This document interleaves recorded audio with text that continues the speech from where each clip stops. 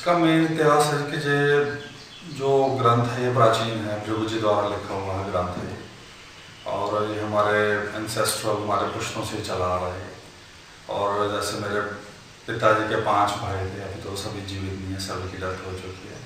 तो ये जो ग्रंथ है हमारे परिवार में है, जैसे इधर रेलवे मंडी में। तो हमारा जो ग्रंथ है ये एक कॉमन प्लेस पे रखा हुआ है, सेंटर प्लेस पे है। कोई जहाँ भी जाता है वो एक ही ग्रंथ में उसकी सर्च होती है। अच्छा, तो आपका एक जैसे डाटा बैंक की तरह है, बिल्कुल। सारे परिवार उसी डाटा बैंक को एक्सेस करते हैं। बिल्कुल। सेंटर अलग अलग होंगे रिश्तेदारों के? सिर्फ रेजिडेंस हमारे अलग अलग। अच्छा, सेंटर एक ही है। सेंटर एक ही। अच्छा, तो ये आपके परिवार के पास कैसे आया, थोड़ा इसका इतिहास दीजिए। ये वाला जो ग्रंथ है ये मेरे दादाजी को मिला था ये। अच्छा। और ये वाला जो ग्रंथ है उनको रद्दी में मिला था। अच्छा, रद्दी जिसको कहते हैं, एक जंक डीलर जिसको बोलते हैं। अच्छा। तो वहाँ मिला था। तो जब उन्होंने देखा ये वाला कि रद्दी वाले के गए, उनके हाथ में वो पत्र आया, तो अनफॉर्चुनेटली उसके ऊपर उनका नाम लिखा हुआ था कि ये वाला जो ग्रंथ है ये इनको मिलेगा। और आगे फिर ये ग्रंथ की प्रथा आगे चली गई। जितना भी सारा ग्रंथ था उन्होंने खरीद लिया था रद्दी वाले से, इन टन्स में था ये। अच्छा। तो उसके बाद में फिर सारा हमने प्रोसीजर मेरे आगे एंसेस्टर्स ने बनाना शुरू किया, तब से ये आ रहा है। ये कौन सी साल की बात हुई? इसको 1918-19 के लगभग हो गया अप्रोक्सीमेटली। अच्छा, यहाँ का तरीका क्या है? जातक जब पहले आता है या आता है, उनसे जब आपसे संपर्क होती है तो वहाँ से प्रोसीजर क्या होता है? इसका जो मेन जो आधार है, इसको ग्रंथ को देखने का आपका जन्म लगन का आधार है। तो जन्म कुंडली बनाने के लिए वो तो सभी को मालूम है। इसके लिए आपका नाम, माता पिता के नाम, आपका डेट, टाइम एंड प्लेस, ये सब चीज़ें नोट करके आपकी एक कुंडली बनती है, जिसको जन्म कुंडली कहते हैं। वो ग्रंथ जो कुंडली आपकी बनती है, फिर हम उसको भृगु संहिता ग्रंथ में टैली करते हैं कि आपकी जो कुंडली है उसके साथ मिलान हो रही है कि नहीं हो रही। तो जब मिलान हो जाती है उसके बाद में फिर हम आगे इसको सुनाते हैं भविष्य।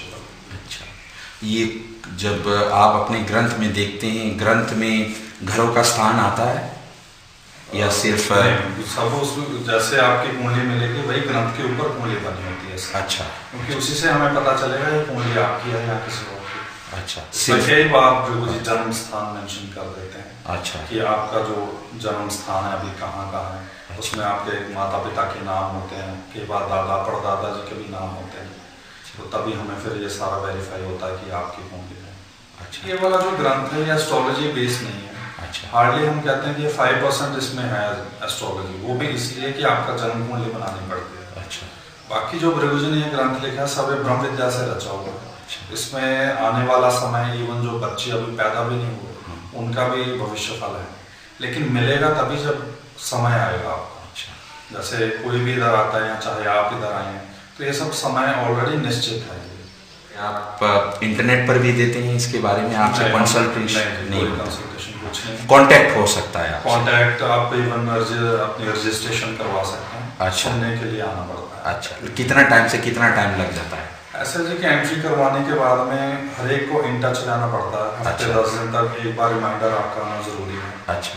जब आपकी कुंडली ग्रंथ में मिल जाती है, लेकिन कई बार इसको कुंडली मिलने में लक की बात है, किस्मत है, कई बार हफ्ते 10 दिन में, कई बार तो 2 दिन में भी मिल सकती है। ना मिले तो 4-5 महीने भी लग जाते हैं। लेकिन वो समय इसलिए लगता है भी आप जो रिमाइंडर है आप रेगुलर करवाएं। कोई एक बार एंट्री करवाने के बाद 1-2 साल पूछेगा नहीं तो वो फिर स्टॉप हो जाती है वो सब। ये वाला जो ग्रंथ है ये कोई बुक में नहीं है। अच्छा। सारा ग्रंथ लूज पेपर में है। अच्छा। तो किसी की एक जन्मफल की जो रीडिंग होती है, कई बार 2 पत्रे भी आते हैं, 3 भी आते हैं, ये डिपेंड करता है कि आप भृगु ने लिखा हुआ है। अच्छा।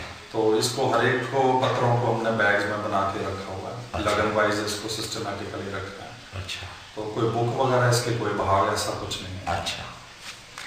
और इनके अलग अलग भाग होते हैं, जैसे मिलता जुलता जो है साउथ इंडिया में इसको नाड़ी ज्योतिषम कहते हैं, उसका अलग अलग भाग होता है। जनरल कांदन कहते हैं, अपने नौकरी वाली होती है अलग से, शादी वाली होती है, बच्चे वाली अलग। इसमें ऐसा कुछ है?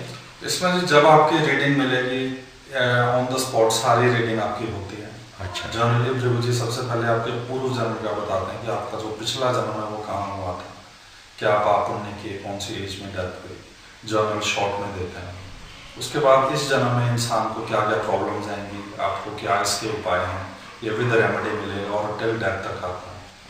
अगला जन्म है जो इस जन्म के बाद जो अगला जन्म है वो किसी किसी का मेंशन होता है, लेकिन कईयों में प्रभु जी बताते हैं कि अगला जन्म कहाँ होना है। अच्छा, इसमें कैलेंडर नहीं हमें कुछ भी चाहिए, तो सिर्फ समय के अनुसार जो कुंडली बनेगी उसके मुताबिक ही हम देखेंगे। अच्छा, तो आप वो कुंडली देखकर वो मैचिंग होता है, कोई दिन तारीख उसमें नहीं होता। अच्छा, पंडित जी आप ये बताएंगे हमको कि आपके पास ये जो पत्ते हैं भृगु शास्त्र के, ये कितने हैं? एक्चुअली ये वाला जो ग्रंथ है ये इन टर्म्स में है, ये वेट के मुताबिक है। अच्छा, तो लेकिन इसको सिस्टमैटिकली हमने लगन वाइज रखा हुआ है। तो लूज पेपर में ये ग्रंथ है, तो सारा उसके मुताबिक इसकी ये सर्च हो।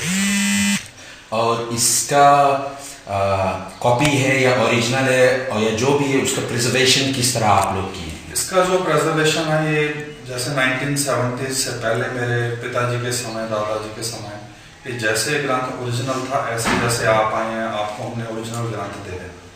आपने खुद ही अपना पत्रा उस ओरिजिनल ग्रंथ में से आप ढूंढते थे, तो जब आपका पत्रा मिल जाना आपने वो पत्रा हमें दे देना और उसी टाइम ये रीडिंग हो जाना। ये 70 से पहले का मैं आपको बता रहा हूँ। फिर जैसे जैसे समय होता गया तो शाम को जब देखना, मेरे पिताजी हमें बताया करते थे कि जब हमने शाम को ऑफिस बंद करना तो देखना कोई पत्रा उधर पड़ा है कोई इधर पड़ा है, क्योंकि लोगों को क्यूरियोसिटी सिर्फ अपना पत्रा ढूंढने की होती थी। ये नहीं होता था कि हमने ग्रंथ है उसको हम सेव करें या कुछ इसको संभाल के रखें।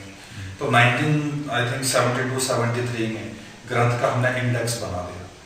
इंडेक्स है कि बजाय कि ग्रंथ का एक एक पन्ना उठाने के एक ही पेज के ऊपर 16 कुंडलियां हमने बना दी, ऐसे पूरे ग्रंथ की हमने कुंडलियां वो बना दी। वो जो कुंडलियां हैं जिसको हम इंडेक्स कहते हैं वो हमारा स्टाफ चेक करता है। तो जैसे आपकी कुंडली मिल जाती है उस इंडेक्स के ऊपर नंबर होता है, सपोज उसके ऊपर लिखा है 124, इट मीन्स कि 124 बैग में आपका पत्रा पड़ा है। तो जब कोई इधर रीडिंग के लिए आता है वो फिर हम बैग को हम ढूंढते हैं, तकरीबन आधा पौना घंटा 1 घंटा वो पत्रा निकालने में लगता है, क्योंकि एक ही बैग में 800 से 900 कुंडलियां अप्रॉक्स होती हैं। तो जब वो मिल जाती है उसी टाइम फिर वो रीडिंग होती है। और कभी ऐसा हुआ कि आपकी जानकारी में या आपके यादगार में कि एक पत्ता 2 इंसानों का वही एक ही पत्ता? बहुत रेयरली होता है जैसे, क्योंकि कई बार जैसे भृगु जी ने जो मेन है 2 ग्रंथ की रचना की है। एक रचना की है जन्म भाग की, जिसमें हमें पूरे लाइफ के प्रेडिक्शन के बारे में पता चलता है। दूसरा ग्रंथ उन्होंने लिखा है प्रश्न भाग का। जैसे कुंडली सुनने के बाद में आपको फर्दर लाइफ में कोई प्रॉब्लम आती है, आप पूछना चाहते हैं कि मेरा ये वाला काम होगा कि नहीं होगा, या वॉट एवर आपकी कोई भी क्या प्रॉब्लम आपकी चल रही है ये पूरा होगा कि नहीं, उसके लिए वो प्रश्न भाग बना हुआ है। प्रश्न भाग का ये है कि सुबह आना पड़ता है, तकरीबन 11-12 बजे, 12 बजे से पहले आपका प्रश्न नोट होता है। प्रश्न में हम नोट करते हैं आपका नाम, पिताजी का नाम, कहाँ से आए और कितने बजे एंटर हुए हैं। वो टाइम की कुंडली हम बना देते हैं और ग्रंथ में से प्रश्न भाग में देखे जाते हैं, और अगर वो मिल जाती है उसी टाइम सेम डे हम रीडिंग करते हैं। ये होता है प्रश्न भाग का प्रोसीजर। आपके रिश्तेदारों में कितने रिश्तेदार हैं नंबर वाइज जो ये काम कर रहे हैं, और कौन कौन से? खैर इसमें जो हमारी फैमिली में है, जैसे मेरे ताई जी हैं, आगे कजन्स हैं हमारे, आगे कजन्स ही हैं मेरे, आगे जो ताया जी के आगे बेटे हैं वो चला रहे हैं। लेकिन इसलिए हम ये पूछ रहे हैं कि भृगु शास्त्र के नाम से बहुत सी सेंटर खुले हैं। हमारा जो भी सेंटर है, हमारी कोई भी ब्रांच कहीं नहीं है, वर्ल्ड में कहीं नहीं है। हमारा जो सारा काम इधर रेलवे मंडी हमारी कॉलोनी है, स्ट्रीट है, सारा वही है। हमारा परिवार भी इसी कॉलोनी में है, और बाहर हमारा कोई भी नहीं। अच्छा, तो कोई जातक अगर इधर रेलवे मंडी में आता है तो रेलवे मंडी के अंदर किसी भी भृगु शास्त्र सेंटर में जाता है, वो आपके रिश्तेदार? बिल्कुल। और वो जेन्युइन ही? बिल्कुल। बाकी सबकी हमारे परिवार में ये भी बताना चाहूँगा, सबकी अपनी अपनी डीलिंग है। मेरी डीलिंग अलग है, व्यवहार अलग है, उनका अलग है। बाकी सिर्फ व्यवहार में फर्क आ सकता है, ग्रंथ में कोई फर्क नहीं आता।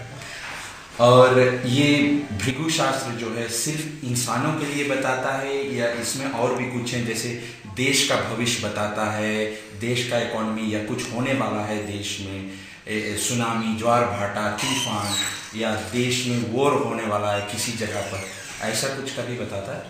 इसके लिए जो टाइम टू टाइम गाइड है ना, ये प्रश्न भाग में हमें मिलते हैं।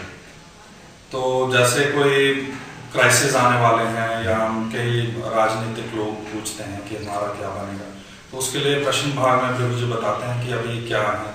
जैसे कई बार समय पीछे थोड़ा टेररिज्म का टाइम हो गया था, तो प्रभु जी ने सबको एक मंत्र दिया था जो जो प्रभु जी के भगत हैं करने के लिए। तो ऐसे टाइम टू टाइम गाइडलाइन मिलती रहती है और प्रभु जी के वचन मिलते हैं कि अपनी आत्मरक्षा के लिए क्या करना चाहिए। कभी पहले से आपके एक्सपीरियंस में कोई प्रेडिक्शन मिला है जो आने वाला कोई बड़ा समस्या है देश पर, किसी जगह पर, दुनिया में, ऐसा कुछ होता है भृगु शास्त्र? नहीं, इसमें अगर कोई क्यूरियोसिटी रखता है या कोई पूछता है तो फिर जरूर वचन कोई ना कोई मिल जाता है, तो प्रश्न उठा सकता है, प्रश्न कुंडली के अनुसार उसमें